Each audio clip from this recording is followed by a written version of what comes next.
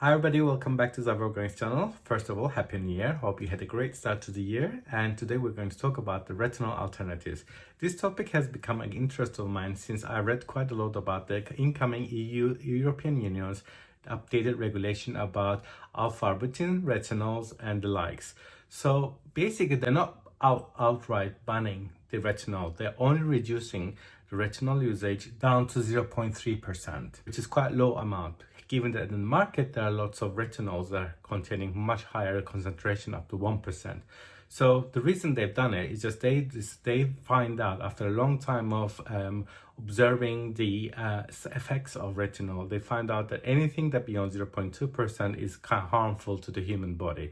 That's what they're basically the whole topic and the regulations is about. And this is incoming, I think, it started in June 2024, and it has 18 months for all the brands to reformulate their products to comply with this regulation. So hence today's subject, because I know retinol is quite popular ingredient out there and has a lot of proven efficacies. So today we're going to look at the really well-known natural and one synthetic retinol alternatives that you can use in your formulation. Also look at the alternative products in the market for you to find out that are actually quite good for your skin. First natural alternative to retinol is actually called Bakuchiol. Bakuchiol actually made the waves as the first natural alternative to retinol.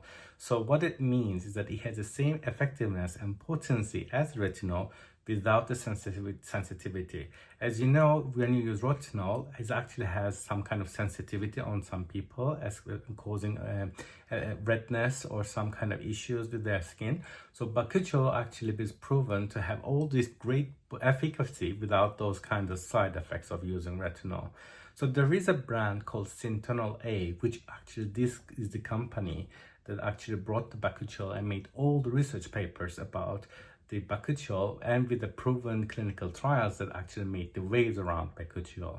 So here's a like a picture from their product brochure, where you can see the difference between these people's faces using 1% Bakuchiol. You can see there's a huge difference between the first and after 6 weeks of using 1% Bakuchiol. So that's why it's so popular to use Bakuchiol as a first alternative. Here's a little bit of note though. So don't confuse Bakuchiol active ingredient with the Bakuchi oil itself.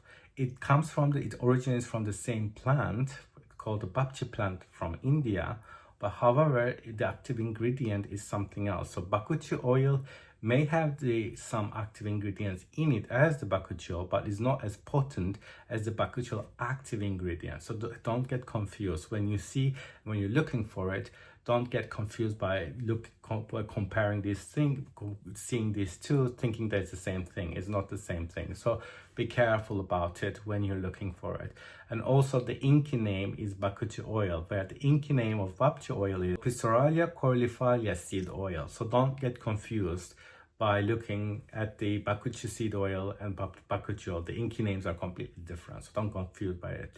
So in the market, there are lots of brands bringing out Bakuchiol serums. So I see it quite a lot, and it's very, very popular as well. But the only downside is also Bakuchi plant is being heavily harvested to use this ingredient, to get this extract, this ingredient. So there is a bit of environmental issue about it as well. So because they have to consume and a lot of this plant to get this extract. It's a little bit like making sort of like an absolute floral essential oil. So for example, like if you have a jasmine absolute, they have to use like tons and tons of jasmines to get like a kilo of this absolute oil. So it's a little bit same concept going on here with the Bakuchi oil. So there's a disadvantage if you want to, okay, it's great as a natural alternative, but there is a bit of a environmental issue about the Bakuchi plant itself. The second ingredient we're going to talk about is called retinal, or the other name is retinaldehyde. This is also a form of vitamin A and is not covered in the EU's regulatory update. But again, it has to be used in a very, very small amount, 0.2% in recommended usage. Again, it's very, very expensive material. Another good advantage of retinol is apparently is a step above than retinol in terms of converting to retinoic acid, which our receptors in our bodies and skin cells that use. So for retinol though, it has to convert retinol, needs to become retinaldehyde and then becomes retinoic acid, then our bodies can use it. Where in this form, retinaldehyde, it converts directly in one step to become a biologically active ingredient. Hence, retinol is actually quite popular at the moment, and it's also a form of vitamin A, but downside is very expensive ingredient. You can find in some suppliers, but they only give you very small amount, and it's just ridiculously expensive. But it's very effective alternative to retinol. I'm going to provide you a link on the description if you want to buy retinol, but again, it comes in a very expensive in small amounts. So, and you need to also use in some form of in an oil. So it's an oil-based derivative active ingredient, and so you can make emulsions or oil-based serums. And you can also blend this with retinol with Bakuchiol. Actually, it's recommended to use Bakuchiol to keep retinol stable as well. So if you have any more questions about this, let me know in the comments. I will give you a link where you can read a little bit more about the retinol itself. The third ingredient I'm going to talk about is called Retinart. This is a proprietary ingredient from a company called Active. This ingredient hasn't made the waves yet, but I believe it will. It's just a matter of time. Now that the EU approval this is coming along to force, the company is going to look for true alternatives for retinol. I think this one is going to make a lot of waves, so watch out for it. What makes this ingredient very special is actually coming from marine plankton. As you know, chlorella is a sort of a plankton that comes from the ocean.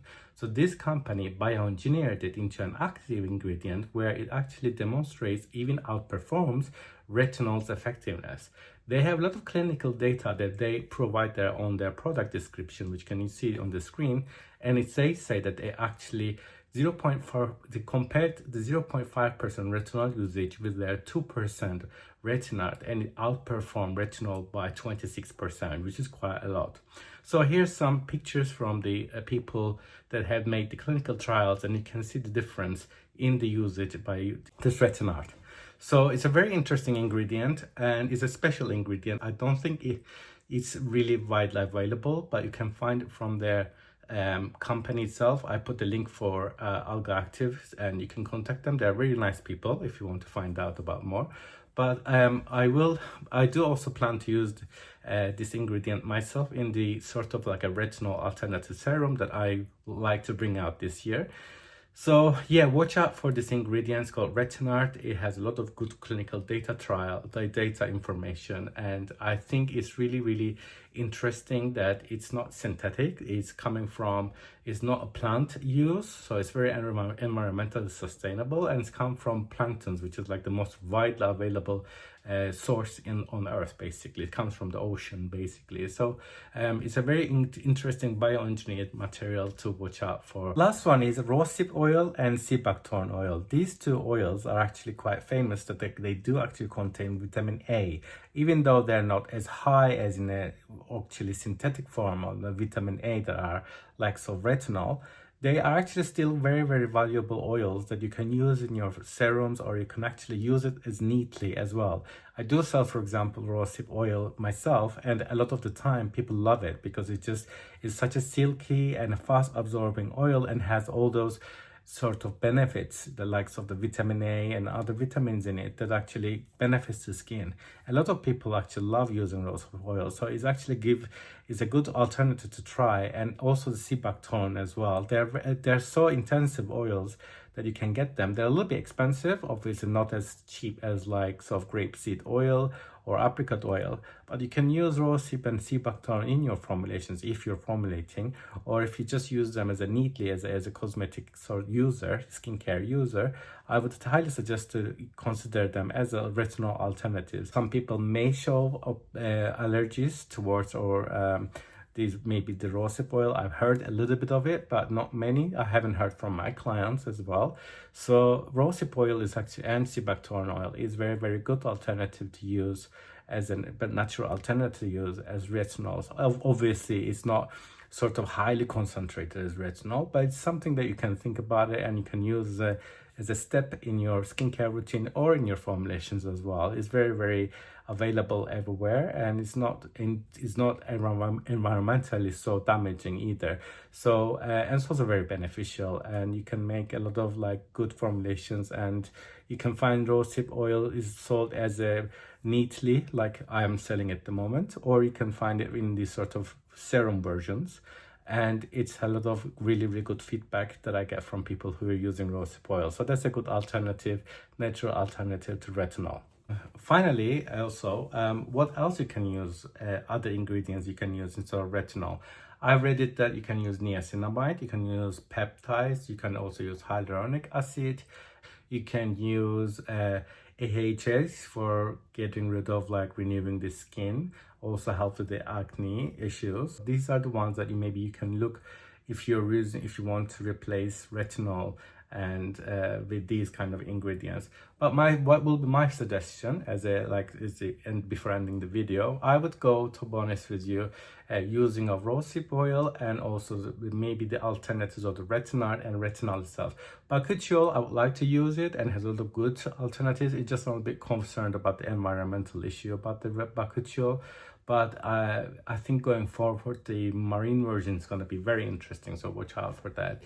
So yeah, that's it. This is the really good alternative view of the retinols, alternative ingredients. If you have any questions, let me know in the comments. Until then, take care of yourself, and hopefully I'll be able to put more video out there. And until then, see you next time. Take care. Bye.